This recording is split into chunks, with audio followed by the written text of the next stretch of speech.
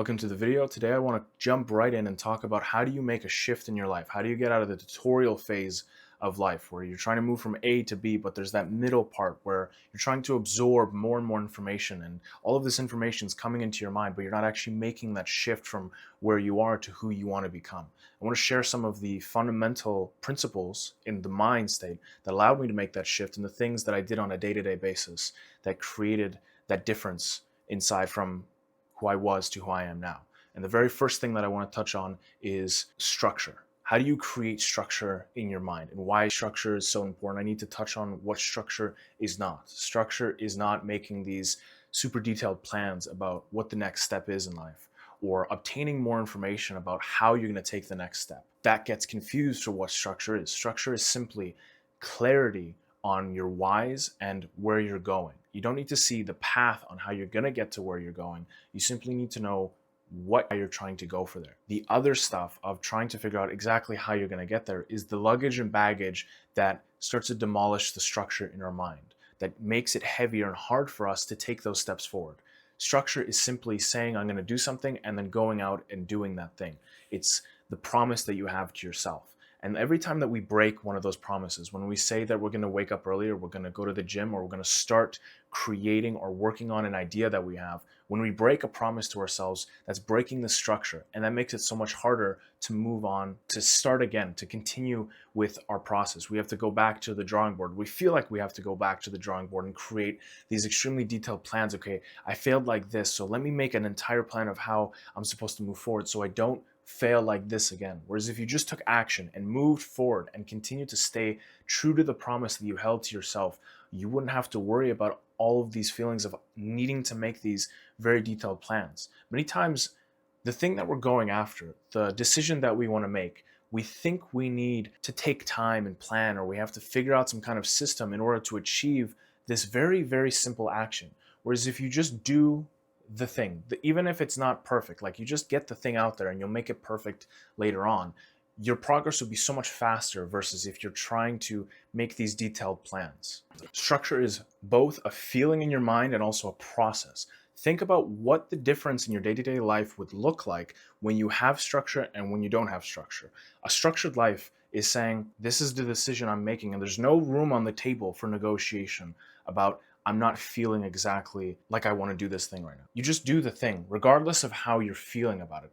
And then this builds a repeatable cycle that eventually leads on to you proving to yourself that you can do things regardless of how you're feeling, and the feelings eventually change. You see, the problem is the luggage, the baggage that keeps us in this tutorial hell place of not moving forward is thinking we have to change the feelings first and then we take the action. Okay, let me figure out how to enjoy doing this. Let me figure out how to like this new habit that I'm trying to have, or let me figure out how to just stop liking this bad habit that I'm doing while I'm doing it. You have to take the action first, regardless of how you're feeling, and then the emotions will change. And the sight, the vision, the clarity to be able to see that process is structure. That is the structure, seeing the process. When you lack the structure is when you're not seeing that process. When you say you're going to do something, but your mind is darting into a bunch of different places about how you're going to try to do this thing, and it's keeping you stuck. Structure is movement, it's flow, it's steps towards where you want to get to.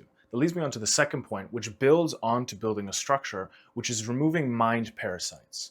What do I mean by when I say these mind parasites? Parasites of the mind are things like the phone, distractions, negative thoughts, or things like music, for example. When you listen to the wrong music, you have these lyrics playing in the back of your head for songs you don't even enjoy, songs that have these weird lyrics, and you're sitting and all of a sudden you're playing out back and looping these lyrics of a song you don't like. It's like a mind virus that's plaguing you. It's slowly shifting you towards the wrong energy. It's these subtle things that shift the energy towards the good or the positive that we don't even recognize. They're so basic, they're so simple, but we ignore them, and that's why we stay stuck, is because we're ignoring the simple, tedious things. You know, it's the tedious thing of every morning not picking up the phone and instead journaling. It's that little tedious thing in the beginning. Eventually it stops being tedious. Eventually, when you get out of the tutorial hell phase, this is no longer a hard thing to do. It's actually harder to pick up the phone because you understand how the process works. You know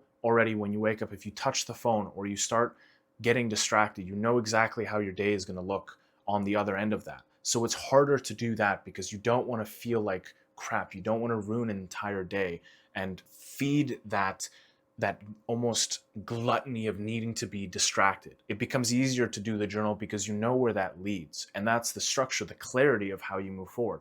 But again, before you get to that place, you need to first make the movements without the emotion of feeling that certainty. It's almost like you're putting the phone away, but there's a part of you that's wanting to grab that phone. You have to nurture that part of you and pull it back and say, you don't need the phone. Like, what is it in the phone that you're looking for? And let go of whatever comes up when you ask that question. Why am I trying to grab the phone? What is it right now? I'm trying to focus. Why am I looking for this distraction? Why am I looking to have these negative thoughts?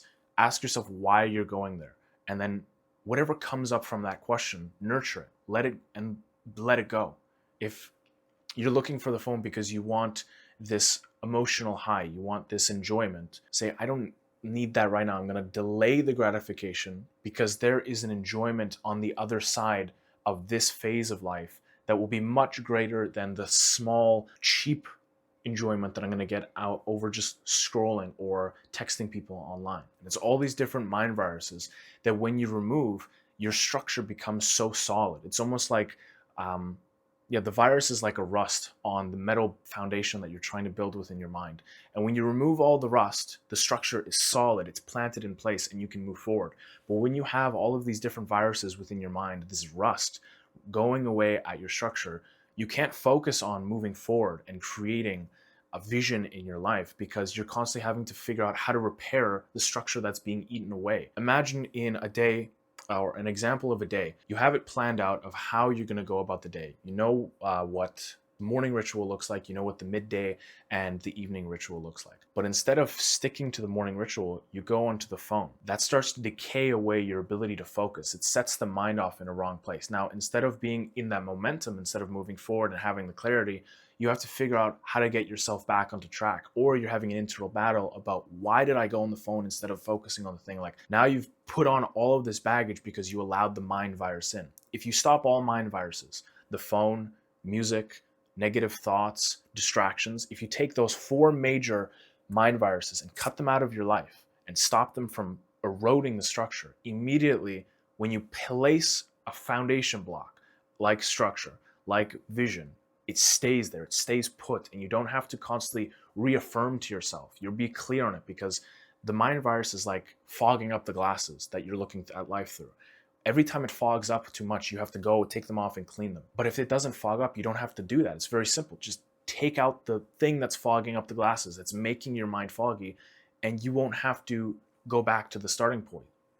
Go back to learning about how you're supposed to move forward. You've learned it once, you know how to do it. Don't allow the fog to go over your eyes. And a thing that's very helpful, especially in the beginning phases, if you're someone that is very much onto, scrolling like we all are, when you're bored or when you have a moment of silence, you scroll. Instead of picking or going for the phone, use that response, become aware of the response of wanting to grab for the phone, and use that as a trigger response to instead become present to the moment for like 60 seconds.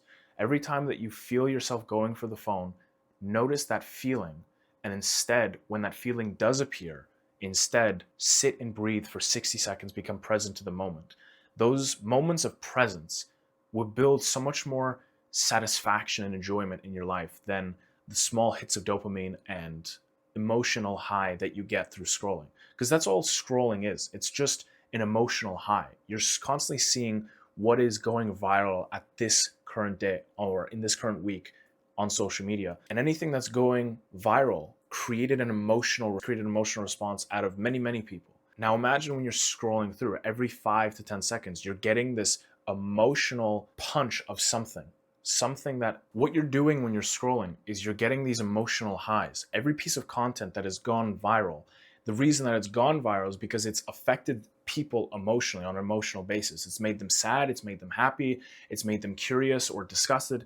All of these like immediate emotions of pushing a button and getting the emotion is what really fucks with our mental system, because we think, okay, I did the journaling, now where's my thing? I pushed the button, where is the result? I've scrolled, you get the result of the emotion, but I did the journal, and I don't see the result. You have to detox your mind from these emotional highs that you get through scrolling. And you do that by coming forth and entering a state of presence. So attributing that trigger response of wanting to grab for the phone and instead attributing it to every time you feel the want to grab and start scrolling, becoming present to the moment and just breathing, you'll notice that these moments of presence will start to leak into the rest of your life. These 60 seconds, every time you pick up the phone, instead of picking up the phone, you put it down and you go present to the moment. It will almost become like everything is so clear. You know those states of motivation where you get hyped and you're like, you want to move forward. It becomes so easy to like do something because you're so motivated. That is because of a state of, you know exactly what you're going after. When those whys and your vision are very potent towards you, that's what creates that feeling of motivation. What pushes away the motivation is when there's a fog between, like, on the glasses of your eyes. When you clear up that fog, when you stop going for the emotional highs and you're present to the moment in little bite-sized pieces, it bleeds out into the rest of your life. You get into the state of like perpetual motivation where you're constantly motivated to move forward. But that requires you to remove those mind viruses, let go of the distractions. That leads me on to the third point of building momentum. And momentum is so important for moving forward. If you're in that tutorial hell phase and you're trying to move forward, that trying and constantly going back to trying is like, you know, the law where an object that is not yet in motion, when you're just starting to get the ball rolling, that starting phase is the hardest phase. And if you're constantly going back to trying or slipping up and you're constantly having to try, you get very familiar with how hard it is. And you start to attribute this hardness to making progress, where it's not that hard. It doesn't have to be that hard. It's just the beginning phases. 1 or 2 weeks of staying consistent and having the clarity and focus, you build the momentum. It goes from needing to use all this extra willpower and discipline to go to the gym or eat the right food or say no to the donut, to where you gain energy from going to the gym, saying no to the donut and eating the right food. It's this momentum that switches the type of fuel that you're getting inside. There's 2 different types of happiness that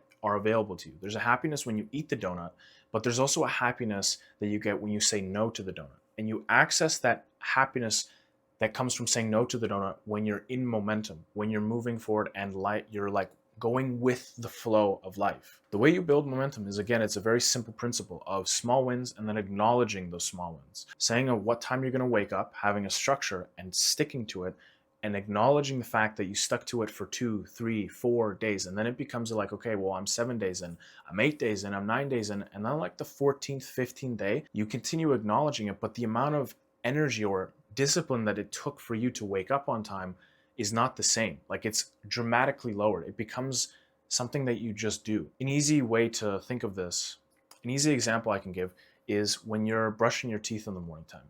Brushing your teeth has become such a habit for so many of us.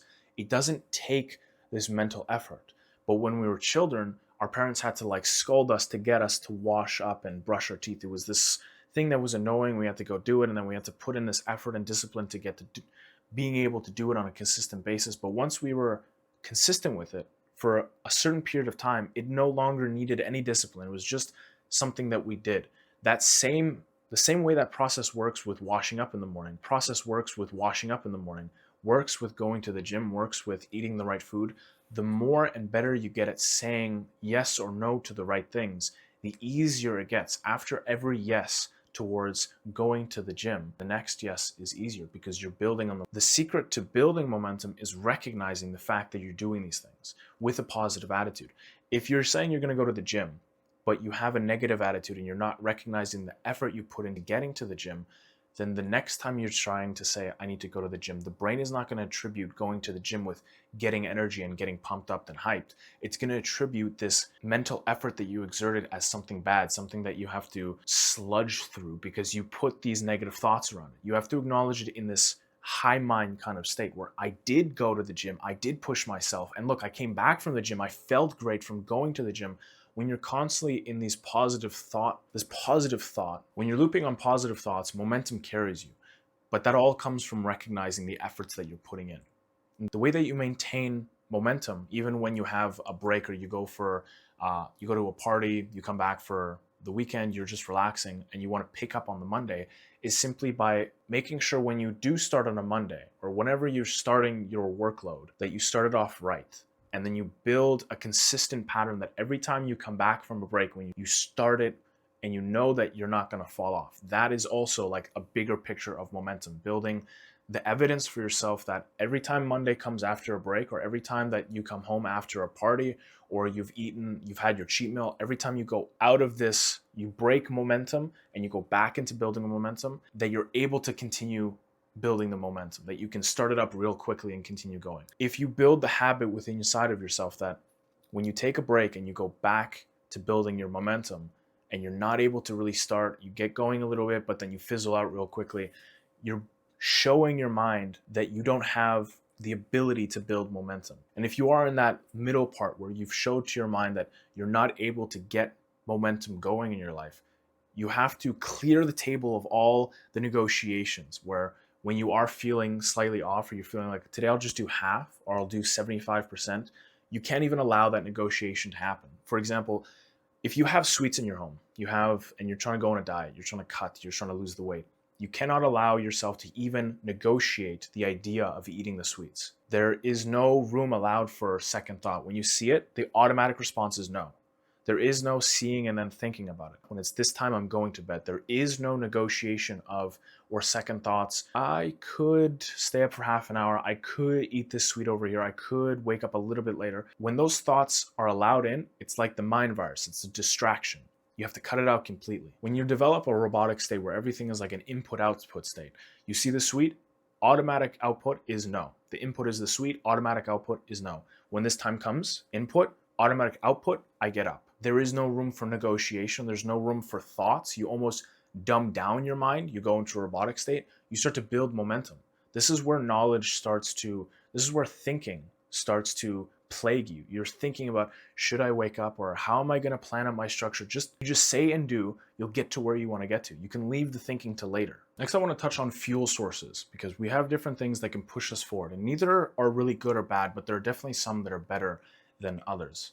A lot of people run on the fuel source of fear, and this is why it doesn't really push them very far. The fear of not achieving something. There are certain people that can use fear and it can push them very far, but it becomes a chronic state. You see it where people can't turn that engine off. They're not able to relax once they have achieved their thing. It's almost like another type of mental illness or a mind virus where they've achieved an amazing life, but they're not happy with what they've achieved. They always have to get more. It's just, they pull one tissue out of the tissue box and they have to there's another one waiting there ready to go. When you use the right fuel source, it will propel you much farther, and you'll have all of the abilities of still being able to relax and appreciate what you've accomplished. And that fuel source that is not fear is more like love for the game. When you love something, when you love a certain craft, you want to delve in and do as much as you can in that specific area. If you love a certain sport, a certain practice, a certain person, you want to do as much as you can for that person. It's not a fearful energy. And notice there's also a difference in how your mind works when you're in these two different states. When you don't have access to this lively work output. You have access to work when you're in a fearful state. It pushes you to just get the work done. But in a world where we have AI now, where AI can also just do the work, we need to access our creativity of how we can connect the dots to create something different. The world is going to be for the creators, for the communities, the visionaries. It's not going to be for the hard workers. That eventually will be taken over by robots, by AI. Fear as a fuel is useful if your engine is not able to start whatsoever. If you're on the couch and you have no drive whatsoever to move forward, that will get the engine started. But as soon as the engine is started, you want to shift that fuel source towards a love for the game, a love for the craft, a love for just life in general. This will push you forward and allow you to access those creative ways of thinking. Many times we hit these roadblocks. Okay, how do I move forward? I can't figure out which way to move forward. You're not going to be able to find the answer if you're using fear as your fuel source. It has to be the creativity to solve those problems will come from your love. The last concept that I want to talk about is becoming the best student you can be. I see that a lot of people in today's age, they're trying to look for the best teacher. What is the best course? What is the best mentor I can find that will make the shift in me? But the truth is that becoming the best student means that those little ideas make massive shifts. I think we've all seen people that can take two practices and one person will gain so much from that practice while the other person falls short. And it's not because the practice is different, it's because who's going at the practice. It's how the person goes at the practice. One person uses journaling and it changes their life because they focused on how do they become the best person that can use any practice that will make a shift in their life. Whereas the person that didn't get anything from the journaling is like, okay, what is the best practice that I can use? What's the best teacher that I can find? Okay, is this person hold the secret for me? Versus when you're the best student, you listen to the person that is guiding you and you just take action. You take radical action of, I'm going to do this every single day and figure out how to make this work for me. And that takes emotional intelligence of figuring out, okay, today's journal didn't make a shift in me. What do I need to change with my journaling practice so that it changes and shifts me towards my desired outcome? All the concepts that I touched on today are completely useless unless you take into account repetition, unless you're going to rep them out over a few weeks and a couple of months. It's just like learning the piano. Building a structured mind, building the version of you that you want to become is exactly like learning the piano or learning any skill. You have to understand the basics, the fundamentals, and you have to rep them until you become a master at those fundamentals. When you master the fundamentals by repping them over and over, like being on a piano and finding a sequence and playing the sequence over and over and over again, will you be able to play it seamlessly? That same way, you have to take these concepts and rep them over and over and over again in your mind. That will translate and lead you to being able to make that shift. The reason we get stuck in the tutorial hell, the reason we get stuck in trying to absorb more information and yet making no change is because we're not repping the information. We're not pushing out the information that we're learning. When you hear about a concept or you hear about a practice, for 90 days, take that practice and try it out. You have all of these years in your life, however old you are, you have 60, you have 80, you have 20, however many years you have left in your life. If you take 90 days to apply a certain practice, you'll figure out whether the practice actually works for you or not. Many people that take 3 days and they'll see, I don't know, this practice doesn't feel well for me. And then they make no shift. They don't make any change. They didn't rep the practice out and apply the consistency, that virtue of consistency that you build over time of trying things and going at them for a long period of time that makes the shift. And the way that you stay consistent and repeat the simple processes over and over again is you need to recognize that there's going to be a point along the journey when you're repping these processes out that the anti-you, the negative version of you is going to want to stop you. The old version of you is stop you from making that shift. It's going to be this feeling of, I don't want to do it today, or I'll give it 50%. The feeling is okay. You just have to get really good at the habit of remembering what you already know. Remember why you're on the journey. Remember that this is the point where the old version of you is pulling you back. The moment that you don't want to wake up, the moment that you're going to reach for the phone, you can feel the desire inside of you really strong, or you catch yourself in the middle of the act of scrolling. Notice that that is the old version of you trying to pull you back into this tutorial hell zone. When you're conscious that that process is going to appear, it makes taking the step away from your old self so much easier because you're prepared for it. You're already aware that when you start a new habit, when you start trying to implement new mental models in your mind, that there are going to be periods along that journey that your old self tries to pull you back into the comfort zone. And you'll be aware, you'll be able to feel when that pull happens, you can look at it and say, I can see what's happening here. And it makes the resistant have less power over you. And that is how you get out of that tutorial hell. I hope you guys enjoyed the video.